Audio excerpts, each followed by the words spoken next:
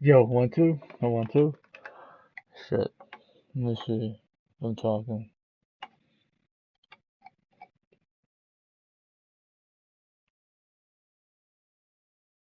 Yo.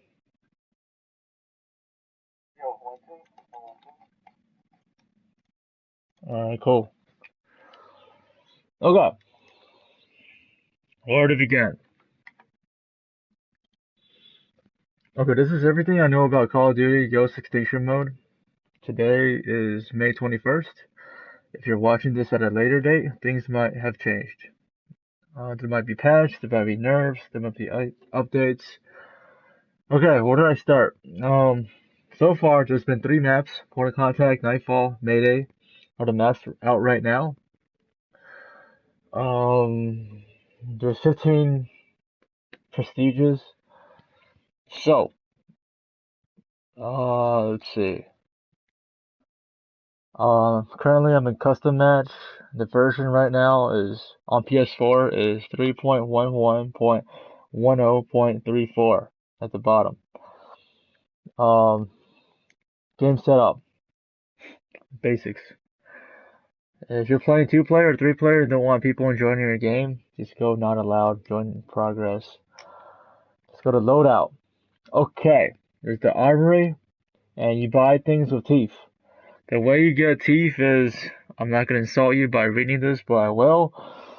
You get it from your bonus pool, which replenishes itself every 7 days.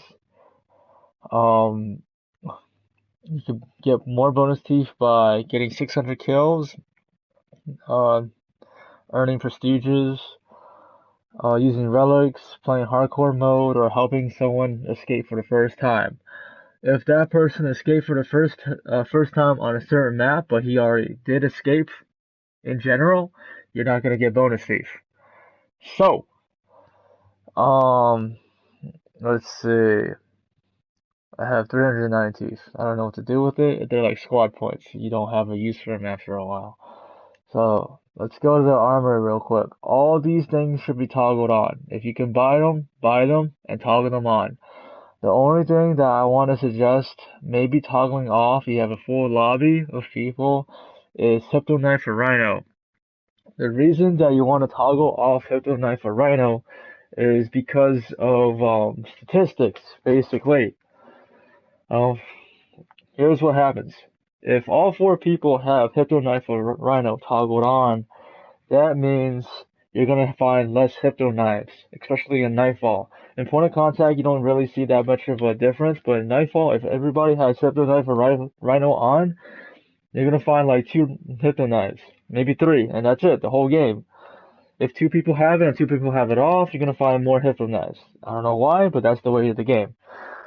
Everything else should be toggled on, especially the recent upgrades that we have for classes. Uh, Obviously the stud, what's it called? The incendiary and armor piercing ammo are now the best because of the armory. It used to be a long time ago, back when we only had point of contact, just explosive ammo used to be the best. Now they freaking nerfed that and then made armor piercing the best. And then after that, there's an update where they nerf armor piercing and now incendiary ammo is the best. But ever since the armory happened, uh, I lean towards incendiary, especially for solo, because if you miss a couple shots on your solo mission, the fire eventually burns the creature. It eventually dies.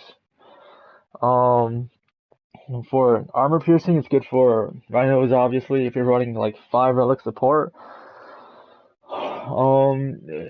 There's an incentive to run armor piercing if you have weapon specialists, especially because weapon specialist, especially because you get 50% more damage towards killing a creature. What else? For um, armor piercing, especially, you don't get less points, less money if you have a kill that's a armored hit. There's like quite a different types of kills when it comes to creatures. There's a regular hit, which is just like a white hit marker on your screen. That's a regular hit. You get the regular amount of money due to you when you kill a creature with a regular hit. Then there's assist. That's 50% what you usually get if you get assist. And then there's a critical hit. Critical hit, let me check. Critical hit is I think 1.5, right? Let me check. Damn it. I think critical hits are 1 point. Yeah, 1.5 is times the regular amount of money you usually get for killing a creature if it's a critical hit. So you want to get those. And then a critical hit is also a melee damage. If you like melee something and it dies, that you still get 1.5, but you risk damaging yourself. So don't really do that unless it's like for a challenge or something. With smaller wallet, you get 75% of the money given to you, but if it was a armor hit with smaller wallet, that would be 75% of 50%. That's significantly lower. With a quick math calculation, that's um 37% of the actual cash you're gonna get.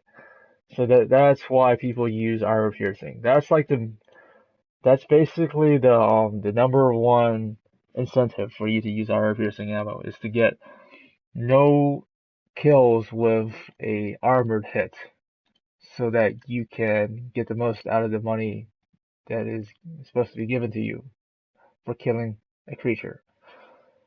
Uh, I think I talked that to the death.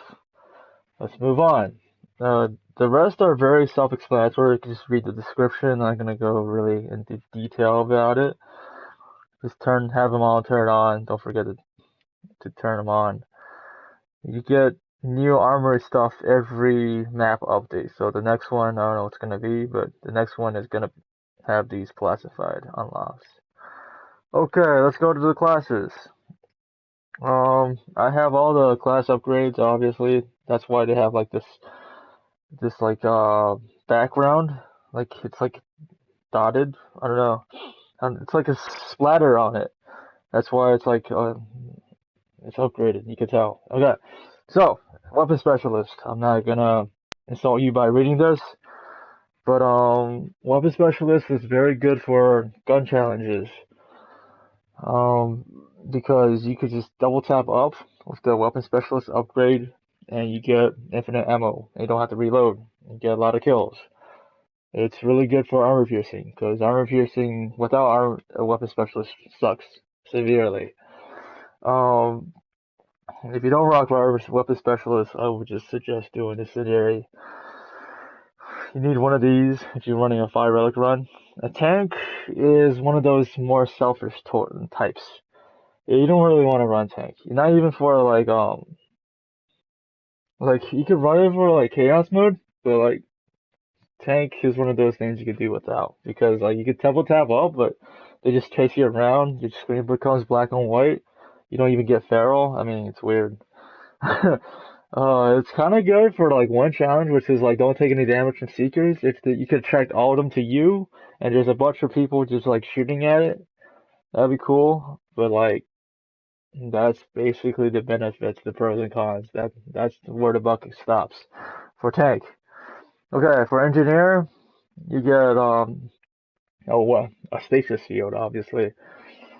Like the more you upgrade these classes, the longer time you have for all these upgrades. So the stasis fields protect the drill, could protect the guy running 5 relics if we're really in trouble. I would recommend using stasis fields for anytime you see a rhino, just go up kind of to it, and then just drop a stasis field, and then step back and make sure the rhino isn't poking its head through the stasis field because it could just jump through the stasis field instead of like blocking it, you know? Um, medic upgrade is a must for fire relic runs because first of all you don't get damage from scorpion stuff and the new cedar stuff. You don't get damage from that stuff. You get damage from direct impact, but that's where it ends. Also, it heals people faster. You could double tap up on your D-pad just to revive people really fast, you know? Uh, yeah, you run really fast too. So, if you're running 5 relic runs, I would recommend like doing weapon specialist, engineer, and a medic. That's what I would recommend because engineers toward drill protection, medics toward personal skill. Because like personal skill is basically how much you get injured. The more you get injured, the lesser your personal score is going to be.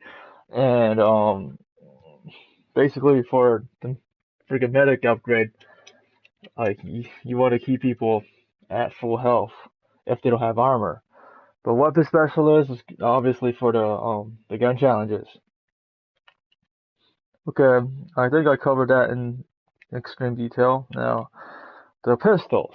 Okay, the first one is a pea shooter. It sucks. The third one is all right, but you want to kind of use it because like it's a burst fire. It doesn't shoot as fast, and if you're running 5 relics, you might miss the second or third shot.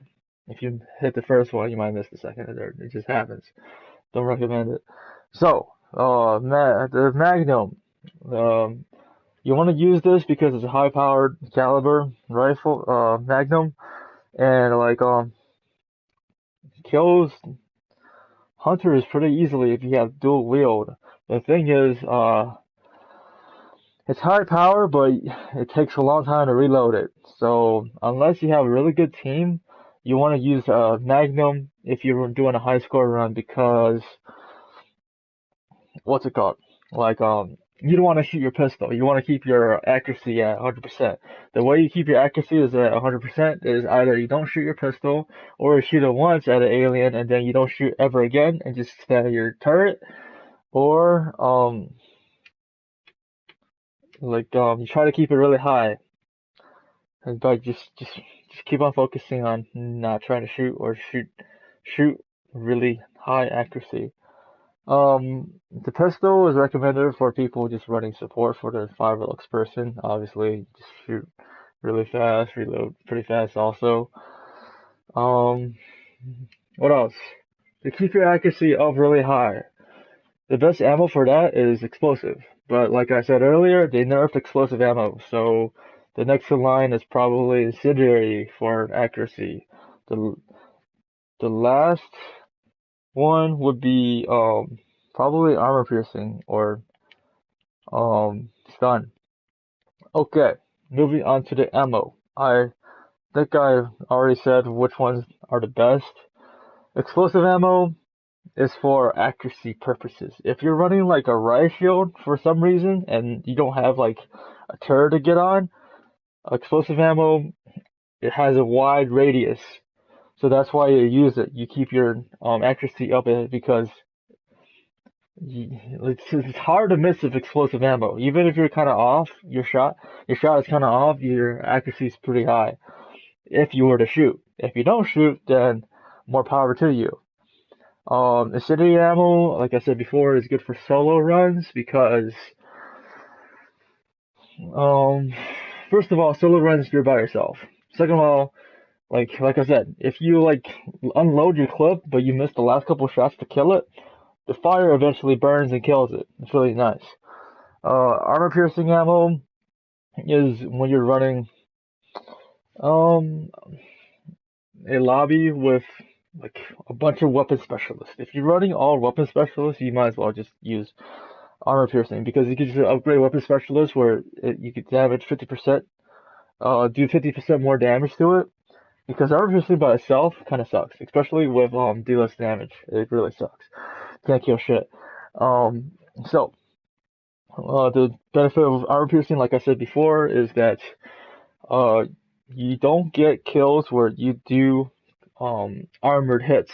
So you get at least the full amount of money you would have gotten for a regular kill because you're using armor piercing. If not, you might get an assist, which is still 50%. Pretty damn good. If you get like a assist, but it was an armored assist, then that's 50% of 50%, I think. So that's like terrible. Like that's like 25%, you know. So you don't get any money at all, you know. It's like a multiplier of a multiplier. If you're running freaking smaller wallet, that's even smaller. Like that's why you get like you ever like killed a scout, you only get like 15 bucks. That's why, because you did there's a multiplier of a multiplier, so it's like 15% of 15%, and then like I mean 5%, I mean 50% of 50%, and then if you tack on smaller wallet, you get even less. That's how it happens.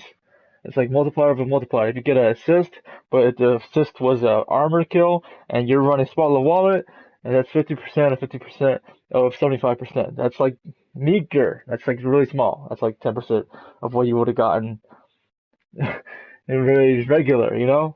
That's what happens. So, just to reiterate, you can probably find this on Wikipedia, for Call of Duty, but, uh, you get, 1.5% of, like a positive, that's a positive multiplier. You get 50% more for killing it with a critical hit, 50% more if you kill with melee. Negative multipliers, you get 75% of the regular money with smaller wallet. You get 50% of the regular money if it's a armored hit. And you get 50% um, of a regular kill money wise if it was a assisted kill. So that's how it works. Alright, let's see. Stun ammo, in my opinion, sucks really bad because, first of all, stun ammo, despite what you think, stun ammo really makes your accuracy crappy. Because, I mean, it slows the creature down, first of all. But the thing is, if you run a flare, you can see it, especially if you have a flare out. If you have flare out, you start shooting with stun ammo, the stun ammo actually pushes the alien back. So you're missing half your shots right there if you're not careful. Um, so the alien doesn't like stay in like its neutral position actually. Like the stun ammo actually pushes the alien back, and that's why you could miss half your shots with stun ammo. But the thing is, stun ammo, like because you're not getting hit quite as often. I mean, I don't know, just some squads do good with stun ammo, but I don't recommend it. Normal ammo, obviously you get more ammo by not upgrading as much, but it's crappy because there's no fun in that. Plus it's weaker, so don't do that. Okay, team support. Let's see where to start. Team explosives. I recommend one person run one of each if you're running 4-player co-op. The exception is for dice. If you're running Mayday, you can do dice, but only at the very end because that's when people run out of sticky flares, run out of semtex, run out of like pipe bombs. That's when you start dropping dice because it replaces all those items for a trophy or I don't know, like claymores or something, you know? Like so yeah, this replaces like whatever inventory item you already has. It has the opportunity to replace it. So don't drop it because technically if you're running 5 relics, the 5 relics person needs to pick up all the boxes thrown. I'll cover that a little bit later. So team explosive, it's kind of worthless. You get like I don't know, just like claymores or something, or you get like Betty's. I mean, it's cool, but I don't know. It's not as effective. You might as well do double armor, a feral, and a booster. Booster is for the person running 5 relics because it's the cheapest thing on an item. That's like $700. This thing's $1,000 for armor, and feral is $800. Um, what's it called? Feral, obviously, you move faster. It's good for escaping point of contact. It's good for healing faster. It's good for seeing aliens through walls and stuff. Armor's really good because it protects your score for a personal score. The personal score is dependent on how damage you get. The more damage you get, the less personal score you get. So, you need armor.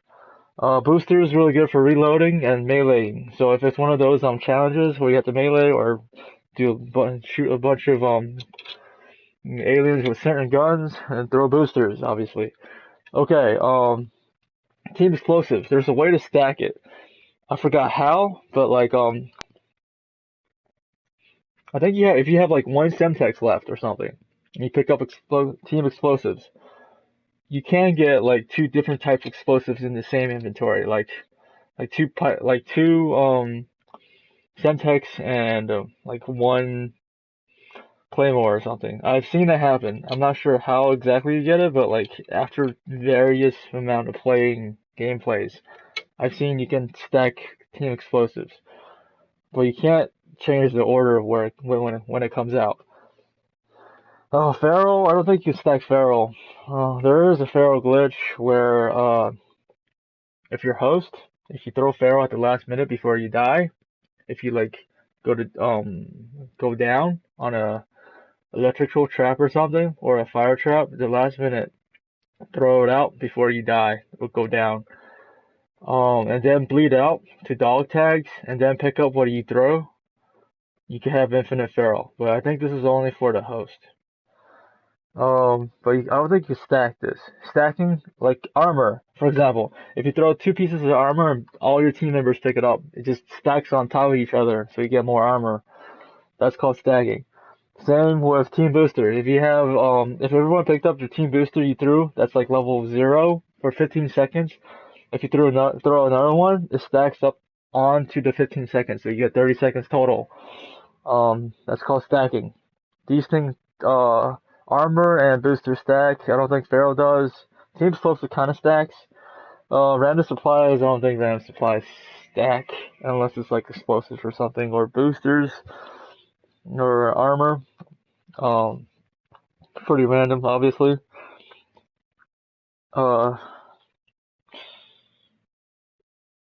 Basically, team support is what you want to throw to have your team score up. I'll cover that a little bit later. Let's see. Let's go to strike package. Strike package is obviously you can read IMS being 1250 is the cheapest, and you can do a glitch with the IMS where you can if you have less than 2250 in your inventory and you're running 5 relics, or if your teammate has less than 2250 but more than 1250, yeah, you could do like a glitch because Call of Duty doesn't like negative numbers. What you could do is you pull out IMS, you have it as yellow, but don't drop it yet. Don't buy it. Just have it as yellow, and then you drop money at the same time. And what you do when you drop money is you hold aim and jump for like 3 seconds or something. That's how you drop $1,000. Right when you do that, right after you drop $1,000, you plant your IMS as if you want to buy it, but you actually bought it for. So basically, what happens is you bought your IMS for $1,000 and you dropped $1,000 for someone else to pick up, and that someone else can just give you back the money that you dropped. It's a really neat trick. It's a parlor trick, basically. Yeah, I suggest doing this glitch, exploit, whatever, in pairs. One person does it, and then the other person does it again. So then you get your money back that you dropped for dropping the money. So that's why I recommend uh, two and four people. 3 people, you have an odd one out sometimes. It's kind of weird. Like the one guy drops it, and then the other guy has to pick it up and then drop the money again for the other guy to pick up. Without an IMS, Mortar Strike is only good for chaos mode. Mortar Strike is really random. You're not guaranteeing any kills unless, um, I don't know. Just it's a wide variety. It's like the whole map can be covered with mortars, but you only have 6 mortars. So probability wise, tells you you're not gonna get any kills. You might get like one kill, a fluke one, or you might get a lot of kills, but it's always a fluke. So don't use Mortar Strike unless it's for Chaos Mode, because Chaos Mode has a restricted map radius where you can actually go. Because of this restricted map radius and there's a lot of aliens, more likely than not, you're gonna get a kill. So that's why you want to use Mortar Strike on Chaos mode only. Trinity Rocket, um, only one person have I ever heard that Trinity Rocket is the bomb, quote unquote, because he thinks that 4 high velocity smart rockets it's really good because like once you upgrade to level 4, you can have like a red square. You know how you play multiplayer? There's like a red square where you can like aim and shoot. Yeah, and then you can shoot at the biggest one because that's obviously a rhino. It's pretty good. I mean, I guess that's pretty good, but I personally don't use it. Sentry gun's really good for point of contact. I don't recommend it for Red Nightfall or Mayday unless you're an engineer because first of all, point of contact is really easy and you don't get that many hunters that destroy your sentry gun really fast unless you're at the second barrier hive. Um, so basically what you want to do is for point of contact, if you're running 5 relics, we'll go ahead and use sentry guns and then put them side by side or like one facing one another to protect one another. And then you just go get kills with the sentry gun. That's how you make your bread and butter. But what's it called? If you're on Mayday or Nightfall, there's too many hunters or too many rhinos. Like they get eaten up really fast, and basically it's not worthwhile because you don't make your money back. Point of contact, you probably make your money back using sentry guns. On Nightfall Mayday, I don't recommend that. I recommend using IMS or even sometimes like Mars Rocket or even uh the last one, Vulture. The reason you want to use such a gun if you're what's it called, engineer, is because engineer you can set those traps, you can get some kills, and you eventually make your money back, especially on Nightfall. If you get in the factory, the last part of the Nightfall area where in the factory, you could put it on the trap. You could get $600, 600 kills a game if you're running engineer, because the traps actually light them up and just kill them. If you set the trap away, you're not an engineer, you're not gonna kill them. They're just gonna just stand there like nothing's happening. So like similar in Mayday, like you just put on the trap or the box traps or like the fence traps, and then you just go to work by just turning on the traps and then crowd control. Basically, it's another big target for the rhinos and hunters to focus on. Basically, the sentry gun in Nightfall and Mayday for the engineer is one giant expensive flare. That's what it is. Sentry guns is one giant expensive flare for those 2 maps. It's something else for the, like I said, it's something else for the aliens to focus on besides the drill. So it's for drill protection, basically. Um, Vulture. Vulture is hella expensive. It's like 22.50, like one of the expensive things you could buy. Besides like maybe a chainsaw or so. But like basically for Vulture, use it. It's very good for like money challenges. If you get like a challenge that says don't spend money for 2 minutes or don't use abilities for a minute and a half or don't even reload for 60 seconds, you might as well just use Vulture because the Vulture lasts 60 seconds and then you could do the challenge. Um, one word of advice, like vultures don't make their money back. Like IMS, you could get pretty damn close. You could get like $700, and that's like $500 off from what you need to get another IMS. And with the recycling money thing, you get your IMS much faster because someone else can just like drop money for you to buy one. But the vulture, you have to just earn your money little by little until you actually buy it back completely. So it's one of those things that like it's really expensive. It only works for a short amount of time. Even with level 4, the incendiary rockets or whatever. So like it's not as good. I mean, it's only good for like a few challenges, but that's it. I mean, rocket is fine, but like I don't recommend doing it. It's only good for solo if you're running 0 relics. Otherwise, don't use it because it's too expensive for you to even buy. Because of smaller wallet. You only get $3,000 in cash to even spend it for. Okay, the equalizers real quick. Portable turret is the best right now because they nerfed the grenade turret as of May 21st, 2014. And as of today, basically, portable turret, you get 200 shots for level 4 portable turret. Yeah, like level portable turret.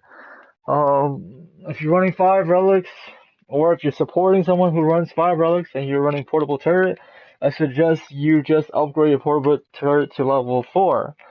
I mean level 3.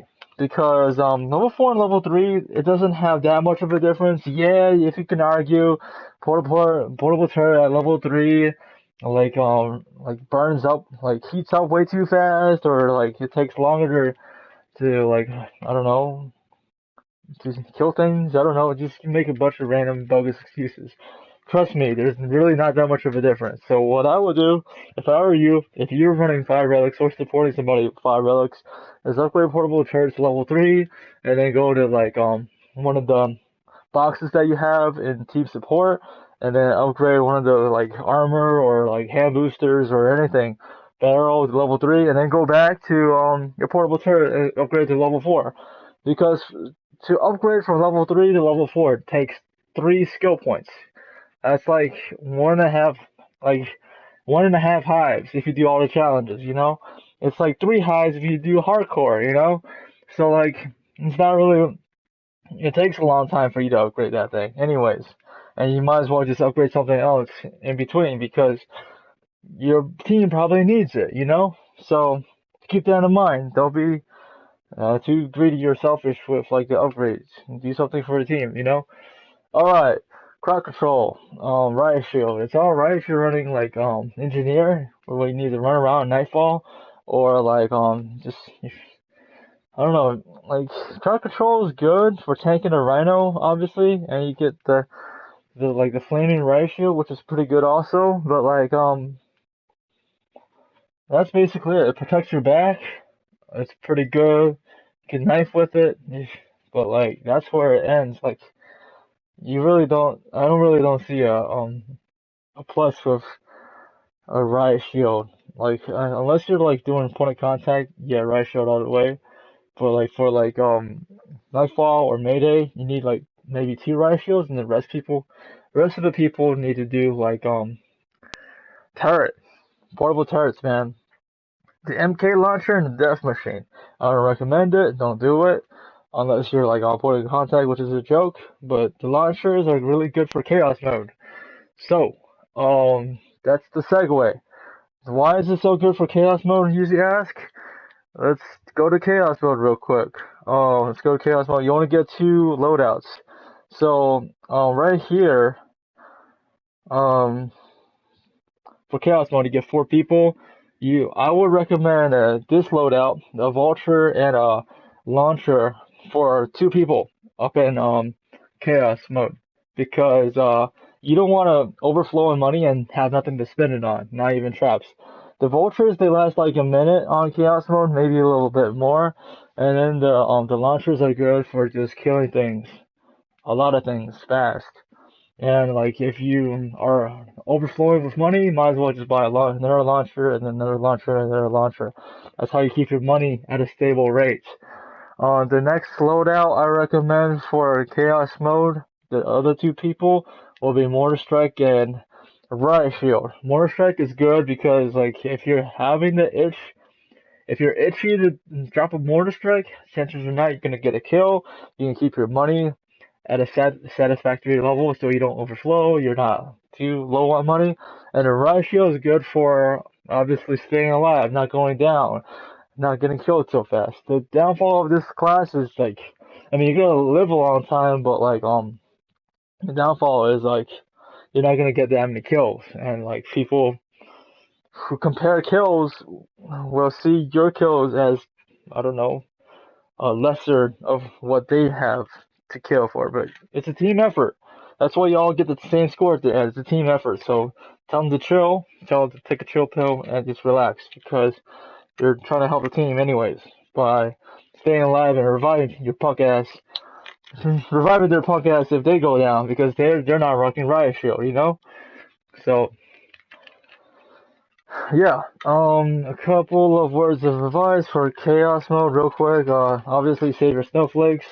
Obviously pick up all the care packages as soon as possible, because you want to get to level 4. But the thing is, if you're playing solo, you don't want to upgrade your MK launcher, your grenade launcher to level 4 because there is a really slow reloading time.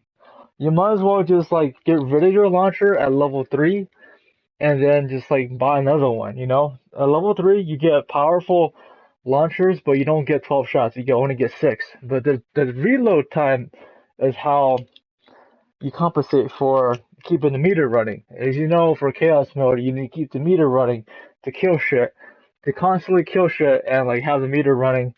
So like you got to keep on shooting things to keep the meter running, to keep it like at the green, or else it's gonna go red and everyone's gonna stop killing. Once everyone stops killing things. So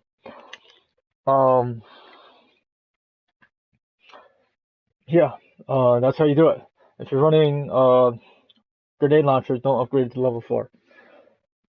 You might as well just buy another one and just keep the meter running, especially for solo. If you can balance it out on co-op, where someone always has a vulture when you have the grenade launcher out, that's also good. But you need to communicate that. Like once someone has a vulture, that's when they tell you that they have a vulture, and you could just splurge on the grenade launcher and then reload it, as long as it's within the 1 minute lifespan of the vulture. Did I make myself clear on that one? Replay the video if I didn't make myself clear on that one. Alright, what else? So, obviously 3 maps, Nightfall, Mayday, Point of Contact. Pretty straightforward. Game modes, there's Extinction and Chaos.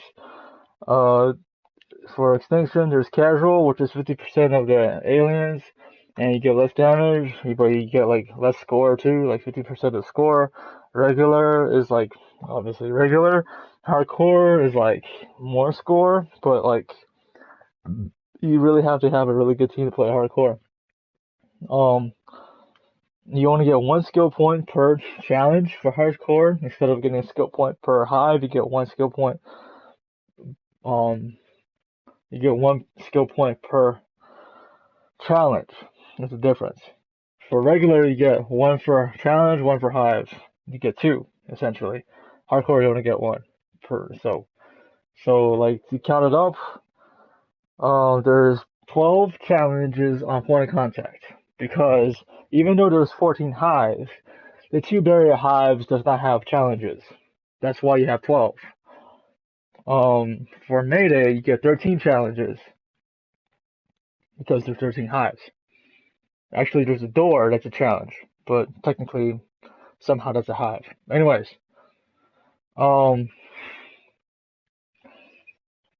for Nightfall, you get 14 challenges.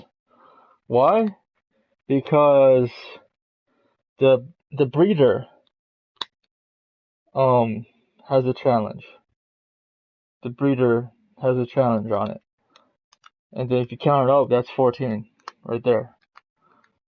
So if you want to get your challenge per game up, play Nightfall. If you want to get your highs per game up, play Point of Contact, because there's 14 hives. You might have to replay that because I said it kind of fast, but just replay that if you didn't get what I said. Let's see. Let me think. There's a maximum number of aliens killed. It's 65,535. Right now, teeth are like squad points. You don't have a use for them. They're just lying around. Let me think. What else? Go to my notes. I got notes, man. Okay, nitty gritty stuff.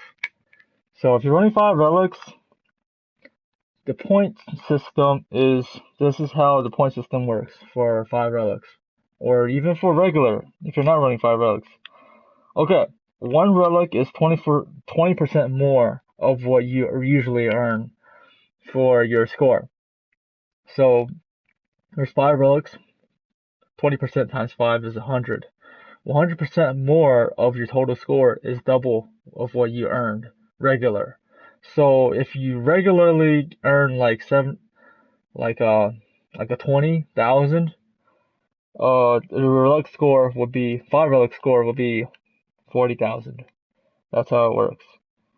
And each score is individual. That's why people have different scores on Extinction regular versus chaos.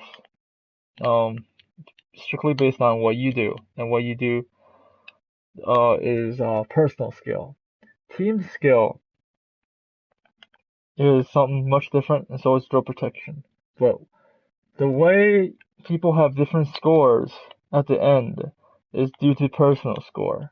That is the kicker. Okay, let me explain. Personal score is 25% of what you earn total per hive. So, for instance, for point of contact in the beginning, you get $1,000, 1,000 points for score. Your personal score is 250. That's 25%. Your team score is 300. That's 30%. The drill protection is 350. That's 35%. And challenges are only 100. That's 10%. This is true for every hive except for barrier hives that don't have any drill protection or challenges. So, let me say that again. Drill protection is 35% of your total score. Teamwork is 30% of your total score. Personal skill is 25% of your total score, and challenges are 10% of your total score. So, do not sacrifice drill protection or personal score or team score even for challenges, because challenges are only 10%. You understand what I'm trying to say? 10%. That's not much. Everything else is much more. Everything else is 9%. It's not worth the challenge if you mess up everything else, you know? So, drill protection, obviously keep the drill at 100%. The drill protection at 125 is 125 points or 124 points since the update. It's not 125% because that's crazy. That's not how it works. So, with that being said, let's see.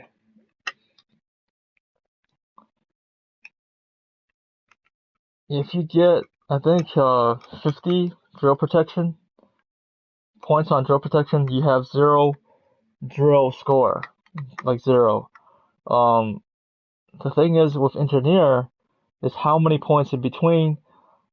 There's more, obviously with engineer there's more points between 124 and 50 than it is for 150.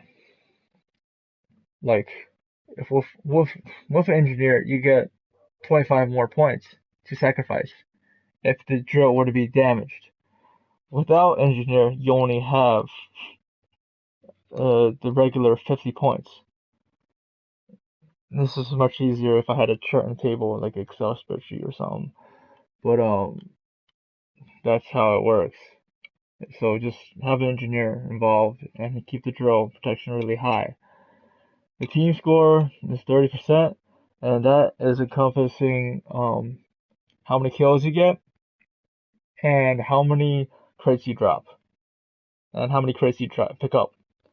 So if you're running 5 relics, get a lot of kills by having an equalizer, such as a portable turret, and drop a lot of boxes. Either have someone drop money for you so you can drop boxes, or you get a lot of kills and eventually you earn enough money to drop boxes.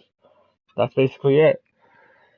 The reason they don't have a team score on solo is because no matter how many kills you get on solo, those kills will still be your kills. That's why there is no team score on solo. First of all, there's no team. Duh. Second of all the kills, you're gonna kill all the creatures anyway, so why even bother count how many kills you get?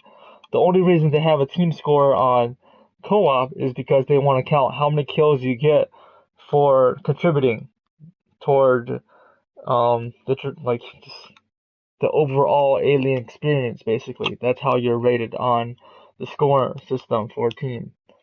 Obviously for crates, no matter how many crates you drop for yourself playing solo, you're still dropping it for yourself. You're picking anything, you're picking up the stuff you drop immediately if it hits the floor, you know?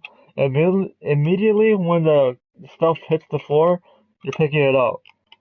So, like, there's no reason for people to count that toward teamwork score because, you're basically, there's, there's only you involved toward in solo. Like, there's nothing else toward teamwork that can be supported for. That's why they don't have teamwork in solo. Teamwork score. And that's what teamwork is about. Dropping boxes, picking up boxes, and what's it called? Uh Getting kills. Because you could just sit in the corner with a riot shield and not getting kills. If you don't have a teamwork score, you're gonna have a ridiculously high score, but that's where they have it, just to be fair. Um so dropping money, like I said before, is aim and jump. Hold those two buttons for 3 seconds. That's how you do it. But it's a 1-for-1 basis. If one person drops money, that counts as one box. Because then someone else can pick up the box, but that is only one box picked up. Do you follow? Before, like any other box, like armor, for instance, or ammo, for instance, like one person drops the box before people can pick it up. Because you pick up the box that you dropped immediately when it hits the floor. That counts as one. And you get points for every person picking up the box. So that's 4. So basically that's 5, basically, because you have to drop it and then 4 people pick it up. For money, it's 2, because you drop it and then someone else picks it up. That's 2. So even though dropping money doesn't count as much as toward your score, in comparison to dropping ammo or armor, it still counts. It's just less. So with the IMS exploit, you could just recycle that money over and over again, and technically those boxes still count toward dropping boxes in general and picking up boxes up. If I make any sense, it's like you gotta refer back to the a few minutes back, a lot of minutes back, to to get what I'm trying to say, because that might have went over your head right there. Okay, that's team score. That was 30%. For protection is 35%. That's 65% right there. Personal score is 25%. So, personal score is not shooting your pistol at all by using a portable turret, or you have to be significantly good at accuracy for shooting your pistol. Like I said before, the best ammo for running riot shield and pistol, if you're running 5 relics, is explosive, because the higher radius makes it so that you can't miss on your accuracy. But if you're on your grenade turret or portable turret, rather than shooting your pistol, you can just shoot your turret without ruining your accuracy at all, because shooting your turret doesn't count toward accuracy. Does it count toward accuracy? It doesn't count against accuracy. Some people are really self-conscious about accuracy, so they take a shot with their pistol and then get on the turret. But make sure that shot counts as a hit marker. The thing is, you want to make sure your host or someone else who has a really good internet connection is host. Because if there's lag involved, your accuracy is going to go down despite the fact that you hit your target. It's like multiplayer all over again. Personal score also is not getting hit. I play a lot of solo, so I know this very well. Personal score is you not getting hit where your green health bar goes down. If you get hit but you have armor and your armor chips away a little bit, you won't lose as much as points score wise in comparison to you getting hit, but your green health goes down. You would rather get hit and have armor than you get hit with without armor, because you lose less points with armor. But as soon as you lose your armor and your green health goes down, that is when you lose a lot of personal score. That's 25% of the total score you can earn per hive.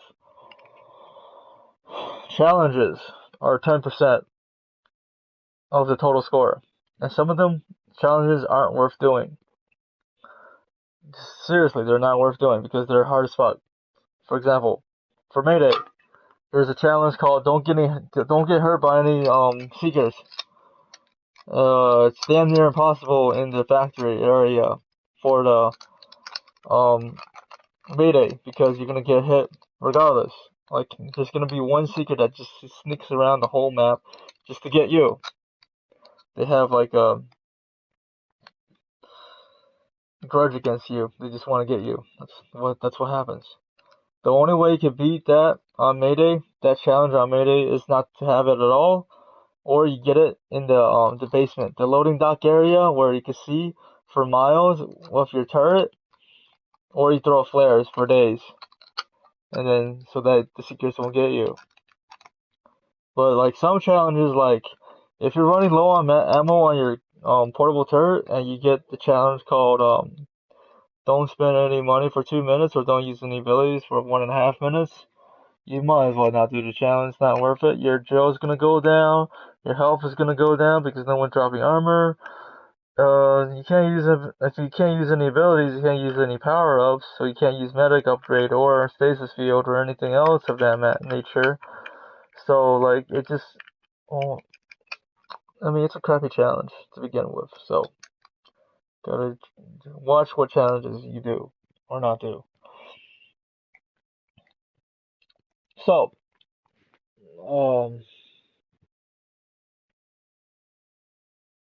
just to reiterate, in point of contact, the first hive is 20,000 total if you're running 5 relics. I mean, not 20, 2,000 total, my bad. And then the next 4 hives, including the barrier hive, is 20,000 each. For the barrier hive, team score is 55% and personal score is 45%. There's no drill, there's no challenge. That's why team and personal makes up 100% of the total score. So that's 55 for team and personal is 45%. Um, One thing you need to focus on is that teamwork is more than personal score. Despite you may have a crappy personal score, if you make it up for team, you can still get a pretty decent score. It's always a trade-off. There can be parts where you can get perfect everything, where you get everything, you get the challenge, you get perfect drill protection, your teamwork is the best, your personal score is the best. There can be times where that happens, but most of the times, there's a trade-off between team and personal. If your personal sucks, where you take a lot of damage, take a lot of hits, and your shield goes down and your health goes down also, you can make it up by dropping a lot of boxes and picking a lot of boxes up, and like just helping the team in general, or by just getting a lot of kills. It can displace a lot of points lost, but not all of it because they're separate, you know. Um, but just Just remember, personal score is less than team score. So focus on team, and then first personal score will come. The town area and barrier hive number 2 in point of contact is 30,000. So that's 4 hives in the beginning. That's 20,000.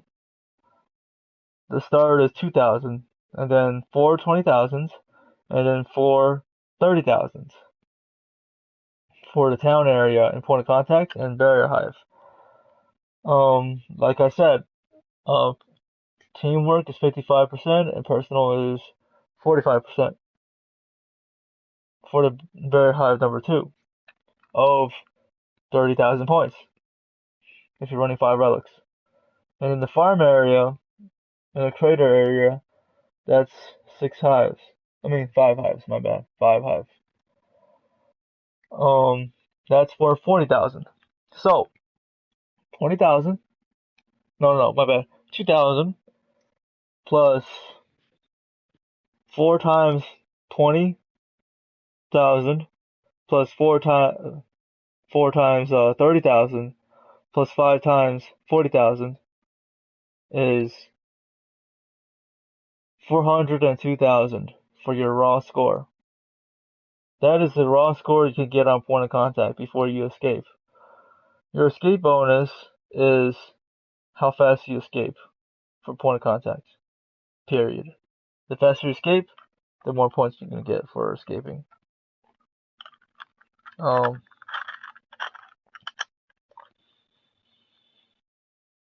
Let's see. Yeah, so like if you get everything perfect, you're gonna get like at least 402,000. And then when you escape, you get a lot more because escape bonus is like 2 times 5 or something. 2 times. You can get like 6,000 for escaping, and then that's like twice. So you can get like 513 or something epic. But there's a glitch for point of contact where you can probably find out in one of my videos. You put a grenade turret or a portable turret behind the fence at the first barrier meteor, and then right when you get there, or after you get feral, right when you get there, you hop on your grenade turret on the other side of the fence and start shooting. And then once you trigger the location indicator that you passed a certain checkpoint, the next barrier hive comes down a lot faster, and you just escape. It's pretty straightforward. That's a glitch. You just escape with more. Escape bonus is higher because you escaped with more time on the clock. For point of contact, I think I talked point of contact with Dev. Let's see. For Nightfall, obviously I said this before. There's 14 challenges, and you can unlock everything. You can like, if you're running 5 relics, you can. If you do completionist and you have start with skill point, you can basically upgrade everything in your inventory running 5 relics. It's pretty crazy, but it has happened. It's pretty awesome. Nightfall. There's not really too many glitches on Nightfall, except for one where you like straight jump from a banister, like a railing. You straight jump from a railing to a box, to a wooden box, and there's like an invisible wall, but the wall actually ends if you could get up on the invisible wall. And then after that, you straight jump out of the map. The reason you want to do this is if you're running 5 relics, it guarantees perfect personal score because you didn't get hit. Because you're behind a railing, and if your teammates just throw the boxes towards you, you can pick it up from the railing, and you won't get hit. So for the first like 3 hives or something, even maybe for like the breeder barrier, maybe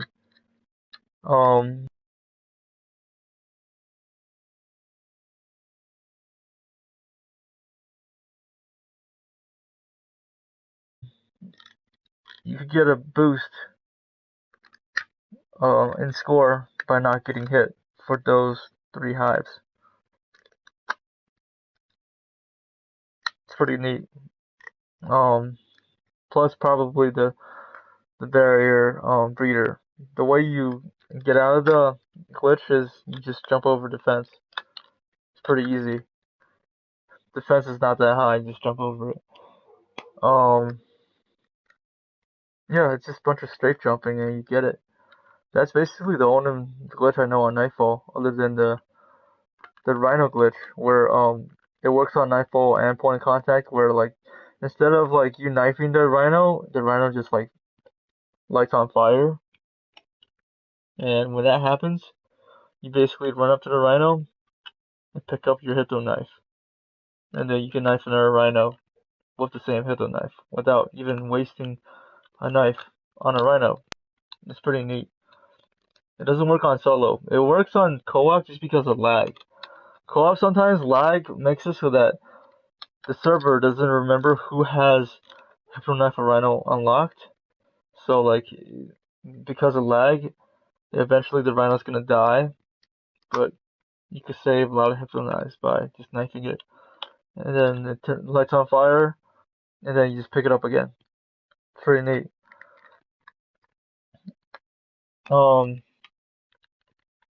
What else on Nightfall? Nightfall, let's see. Nightfall is pretty straightforward. There's 5 20,000 pointers, 4 30,000 pointers, and 5 40,000 pointers. 5 plus 5 plus 4 is 14 hives total. And 5 times 20 plus 4 times 30 plus 5 times 40 is 420. As in 420,000 points you can earn raw score before the what's it called? Before the breeder. And the breeder score is more focused toward killing the breeder as soon as possible and getting the platinum. But you do have to make sure you don't shoot your pistol and throw some boxes. Just pretend it's a hive to get the most breeder challenge. You spend all your money basically, and you get a really high breeder score at the end. That's it. That's basically Nightfall in a nutshell. It's 420k before the breeder, and then the breeder gets you a bonus to bump you up even higher. Point of contact is 402k, but your escape bonus is double. So that's why point of contact gives you the highest score. You can prestige really fast by playing a lot of point of contact. Mayday, it's really kind of sketchy because there's like a bunch of side doors, and because side doors don't tell you in a table how much score you earn for like what's it called, like just like finishing a door. You don't really get a memo.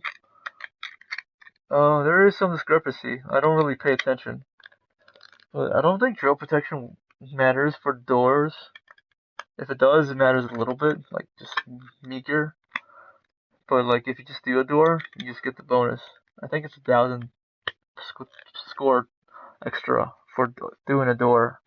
You get 1,000 for doing a door. You get 1,000 for crafting items on Mayday, and it's kind of more like out of sync because the tentacle hive door thing is only 25,000, and the chlorine at the end is 30,000. So there's 4 hives. Let's see, there's 2 hives worth 20,000 in the beginning. That's 40, and then 3 hives in the middle because the door is technically a hive at the end. So there's 3 hives worth 30, and then there's like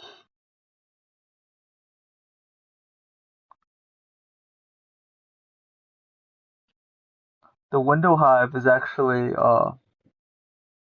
40, and then there's 5 hives upstairs worth 40,000, and then there's 4 doors. So you may have to repeat. I may have to repeat this, or you can just rewind this. So 25,000 plus 40,000. Um, Let me think. Give me a second.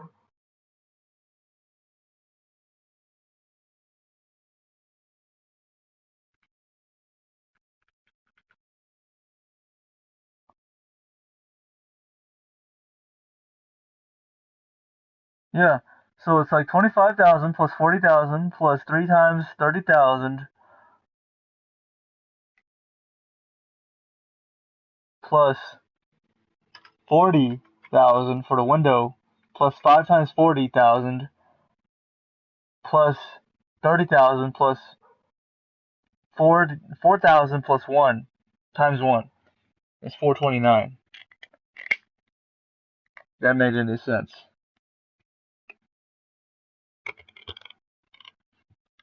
Oh no, it's really sketchy to me still. Oh, actually, my bad. I added 40,000 twice. So, 25 for the tentacle, 40 for the window, plus 3 middle ones, 3 times 30, plus 5 times 40 for upstairs. There's 5 hives in the upstairs. And then the chlorine is 30. And then there's 4 doors. That's 1,000 each. That's 389. Raw score. And then if you make like schematics, that's 1,000 per schematic, and you get more points at the end for making schematics. So you get like I want to say you get like 500 at the end for a schematic bonus if you beat the Kraken. So basically that's if you make like 4 schematics, that's 4 times 1,500. Um, so your raw score is 395,000 for Mayday. And for Mayday, there's more emphasis on getting kills at the Kraken and throwing armor and stuff, throwing boosters and picking up boxes. So treat that last um, boss fight as a hive because you want to maximize what you get for the Kraken bonus. So in the Kraken, not only do you have to kill it fast, you also have to drop boxes and not get hit and keep your accuracy up, pick up boxes and get a lot of kills. The way you get a lot of kills while doing the chlorine glitch is you keep one alive. The way you keep one alive is at the end you throw pipe bombs down a chute in the basement area and you kill a few just to have more spawn at the end. And the way you do this is one by either just throwing pipe bombs so you can keep your accuracy up, or semtexes, or like whatever grenades you have, or um you keep a friendly alive at the end, and when the friendly dies, the friendly becomes the enemy, and that's what happens. Just real quickly, schematic wise, there's hypno traps. For hypno traps, you can only have one hypno trap active at a time, and the hypno trap becomes deactivated once you have 2 friendlies. So you can only have 2 friendlies at a time. If you can't have more than 2 friendlies at a time on Mayday. So if everyone on your team makes hypno traps, you gotta use it one at a time. And by one at a time, your friendlies need to die out before you could make someone else a friendly. That is the catch with hypno traps. Sticky flares, they're sticky, they can stick to things, but I don't know why, because if you stick it on your teammates and your teammates run away, the creatures just sit there. They don't run after your teammate. So I don't know why they made it sticky, but it's just regular flares that blow up. It's basically what sticky flares are. They're really, I feel like they're not worth crafting that many of them because first of all, you get regular flares, and second of all, you get regular flares from random boxes if someone were to throw that last minute level 4. So, I mean, I would rather have people having crypto traps and Teslas and like Venom X's and stuff. For Venom X's, I strongly recommend only 2 people get Venom X's because the third person, even though if he has Venom X, he wastes a lot of parts for it to begin with because he has to be picky and not get the purple one first of all. But second of all, for Venom X, like there's not that much Venom X ammo to go around. So like it's as if the last person doesn't even have a Venom X. So just have 2 people run Venom X. You don't have three. You don't have to have 3 people do it. Just have like 2 people run Venom X and 2 people do Hypno Trap. Obviously, the person with relics should be crafting as much as possible, but you gotta be considerate of the team. After that, I suggest doing only one set of sticky flares, if at all, and so that you can have one set of um pipe bombs at the end, so you can throw it down and shoot to maintain your accuracy up. What else? Let's see. Teslas. Teslas are good if you have at least 2. If you have 1, it can still kill shit, but it's less likely it can kill shit. And 2, you can have a fence. 3, you can have a perimeter. 4, you can have, yeah, 4 is too glorified. I feel like 4 is a waste. You'd rather have one guy doing Tiptoe Trap again for a Rhino. But basically, you get a bulb. The bulb for the Tesla is like the Nikola Tesla. You know, there's a famous picture of Nikola Tesla taking notes and shit, and there's like electricity, like 1,000 watt electricity like running around him. That's what basically what the Tesla trap is. The 3 is good enough because you get the bulb in the middle. 4, you get the bulb in the middle as well, but it's too glorified, like I said. Um, let's see, just and then make a pipe bomb at the end for the chlorine glitch. Let's see. For the window hive, you can just have someone drop it, but at the same time, someone should hold square to pick it up, and that's how you get 100% drill protection at the window. Make sure once you pick it up from the window hive, you know how you have to put it on the conveyor belt. Make sure the person who picks it up from the person who drops it on the conveyor belt, make sure that person actually drops the drill once you see the health bar on the drill health. That's when you're supposed to drop it. But what else?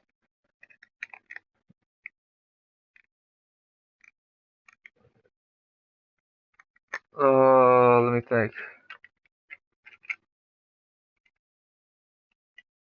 The glitches on Mayday only works for co-op, doesn't work on solo. So like the chlorine doesn't work, the drill glitch doesn't work on solo. Obviously the nightfall glitch doesn't work because you can't be outside the map but inside the map to plant the drill at the same time. So the nightfall drill glitch doesn't work.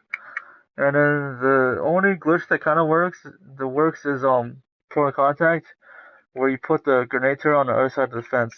That's the only glitch that works for solo.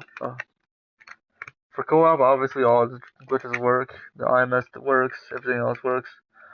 The IMS, I mean, the exploit's been there for a long time.